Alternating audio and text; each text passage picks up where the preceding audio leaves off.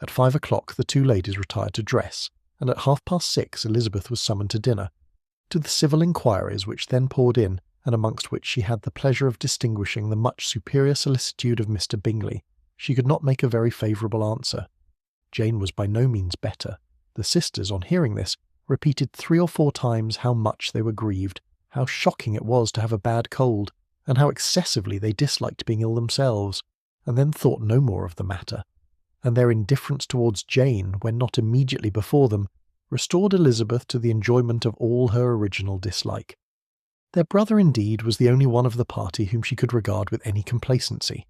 His anxiety for Jane was evident, and his attentions to herself most pleasing, and they prevented her feeling herself so much an intruder as she believed she was considered by the others. She had very little notice from any but him. Miss Bingley was engrossed by Mr. Darcy, her sister scarcely less so, and as for Mr. Hurst, by whom Elizabeth sat, he was an indolent man, who lived only to eat, drink, and play at cards, who, when he found her prefer a plain dish to a ragout, had nothing to say to her. When dinner was over, she returned directly to Jane, and Miss Bingley began abusing her as soon as she was out of the room. Her manners were pronounced to be very bad indeed, a mixture of pride and impertinence. She had no conversation, no style, no taste, no beauty. Mrs. Hurst thought the same, and added, "She has nothing in short to recommend her, but being an excellent walker. I shall never forget her appearance this morning. She really looked almost wild." "She did indeed, Louisa. I could hardly keep my countenance. Very nonsensical to come at all. Why must she be scampering about the country because her sister had a cold? Her hair so untidy, so blousy." "Yes, and her petticoat. I hope you saw her petticoat 6 inches deep in mud, I'm absolutely certain, and the gown which had been let down to hide it not doing its office." "Your picture may be very exact, Louisa," said Bingley, "but this was all lost upon me. I thought Miss Elizabeth Bennet looked remarkably well when she came into the room this morning. Her dirty petticoat quite escaped my notice." "You observed it, Mr. Darcy, I am sure," said Miss Bingley, "and I am inclined to think that you would not wish to see your sister make such an exhibition." "Certainly not. To walk 3 miles, or 4 miles, or 5 miles, or whatever it is, above her ankles in dirt, and alone, quite alone. What could she mean by it? It seems to me to show an abominable sort of conceited independence, a most country-town indifference to decorum. It shows an affection for her sister that is very pleasing," said Bingley. "I'm afraid, Mr. Darcy," observed Miss Bingley in a half-whisper, "that this adventure has rather affected your admiration of her fine eyes." "Not at all," he replied. "They were brightened by the exercise."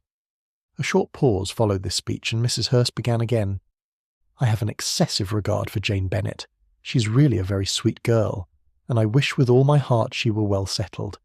But with such a father and mother, and such low connections, I am afraid there is no chance of it."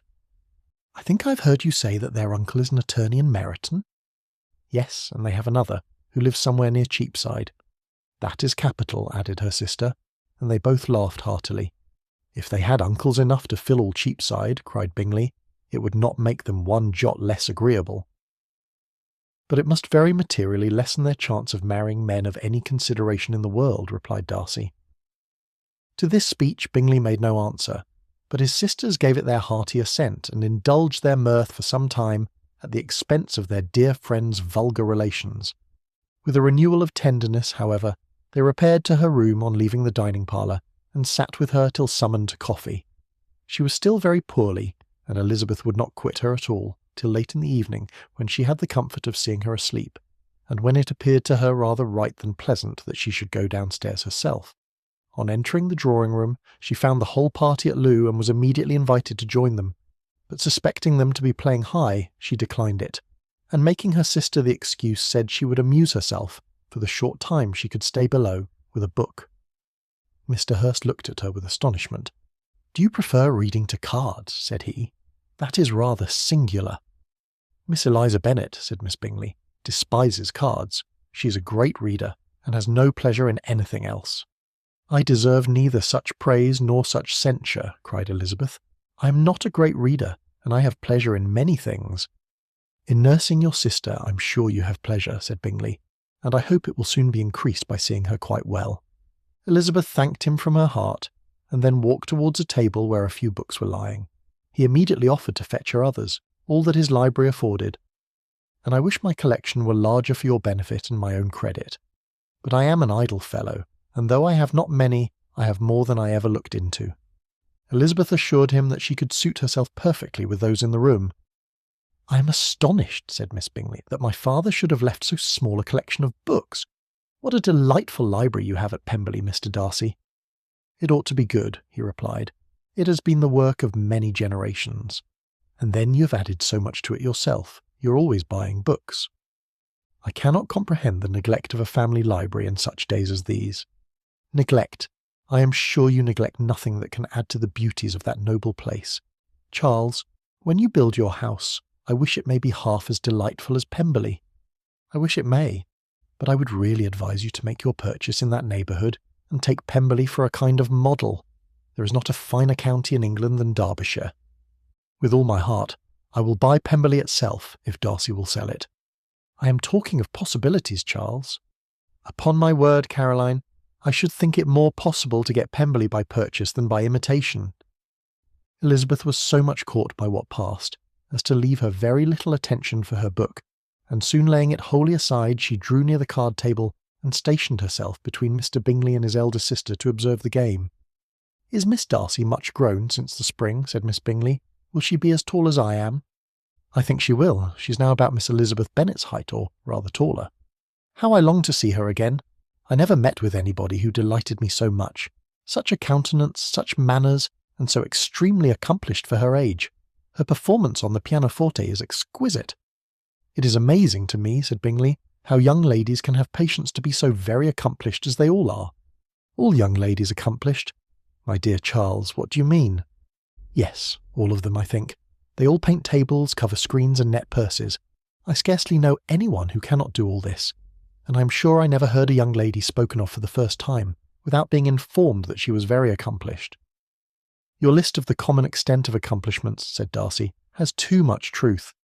The word is applied to many a woman who deserves it no otherwise than by netting a purse or covering a screen, but I'm very far from agreeing with you in your estimation of ladies in general. I cannot boast of knowing more than half a dozen in the whole range of my acquaintance that are really accomplished." "Nor I am sure," said Miss Bingley. "Then," observed Elizabeth, "you must comprehend a great deal in your idea of an accomplished woman." "Yes, I do comprehend a great deal in it." "Oh, certainly," cried his faithful assistant. "No one can be really esteemed accomplished who does not greatly surpass what is usually met with.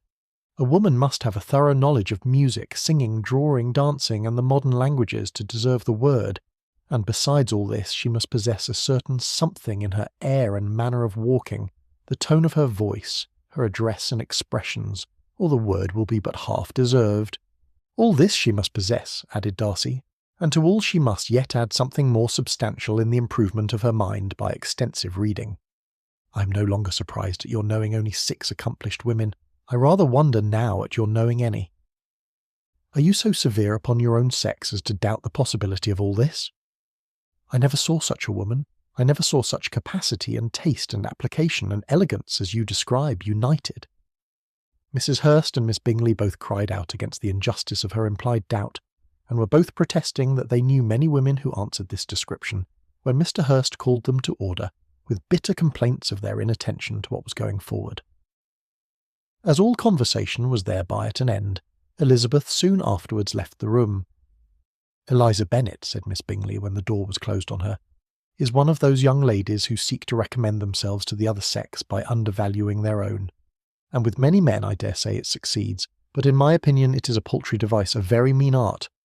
"Undoubtedly," replied Darcy, to whom this remark was chiefly addressed.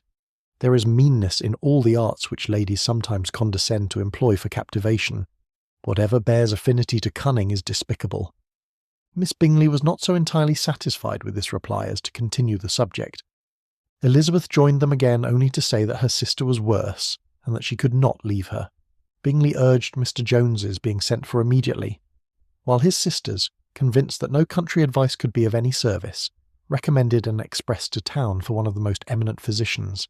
This she would not hear of, but she was not so unwilling to comply with their brother's proposal, and it was settled that Mr. Jones should be sent for early in the morning if Miss Bennet were not decidedly better. Bingley was quite uncomfortable. His sisters declared that they were miserable. They solaced their wretchedness, however, by duets after supper, while he could find no better relief to his feelings than by giving his housekeeper directions that every possible attention might be paid to the sick lady and her sister,